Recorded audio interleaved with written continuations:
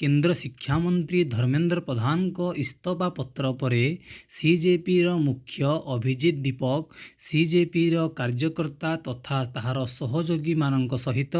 Celebration आरंभ करिसेंती। NEET प्रश्नपत्र leak मामला को नहीं दीर्घ एक मास धरी जंतर मंतर ठारे सीजेपी कार्यकर्ता माने तांकर मुख्य अभिजित दीपक सहित आंदोलन करथिले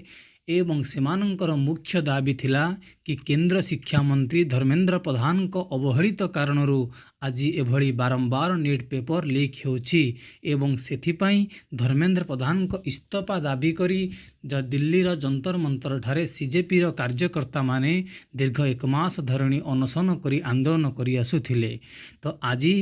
अपराह्न धर्मेंद्र प्रधान को इस्तफा पत्र पर सीजेपी मुख्य वर्तमान तांकर सीजेपी पार्टीर एक बहुत बड़ सफलता बोली घोषणा करी सेलिब्रेशन आरंभ करिसेंती। धर्मेंद्र प्रधान का समय रे तीन थर नीट पेपर लीक होगा कारणरू से एक करप्शन बा दुर्नीतिग्रस्त मंत्री बोली दर्शाई तांकर इस्तफा पत्र दाबी रे सीजेपी कार्यकर्ता माने जंतर मंतर ठारे आंदोलन करुथिले, किंतु एहा परे मध्य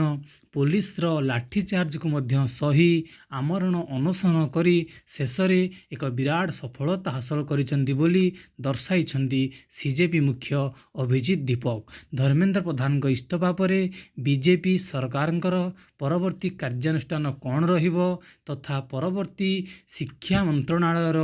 मंग किए धरिबे ताहाकु भारतवासी माने अपेक्षा करिसेंती। तो यही भली गुरुत्वपूर्ण खबर पाइबा पाई आपण माने आम चैनल को सब्सक्राइब करंतु, वीडियो को लाइक करी शेयर करंतु।